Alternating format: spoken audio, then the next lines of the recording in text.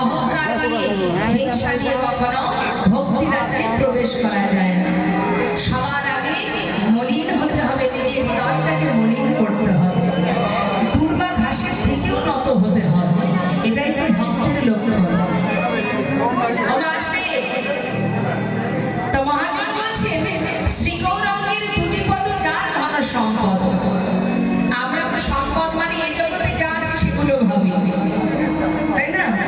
কারণ যদি বাড়ি থাকে, গাড়ি থাকে, টাকা পয়সা থাকে, দেখবেন মা বাবা গর্ব করে বলে আমি সুপুত্রের জন্ম দিয়েছি, বাড়ি আছে, গাড়ি আছে, এটা আছে, ওটা আছে, ঠিক আছে, সবই আছে, কিন্তু যা কিছু আছে এই সব কিছু আজ সুন্দর করে তৈরি করতে গিয়ে নিজের জীবনের গোনাদিন তো ফুরিয়ে যায়।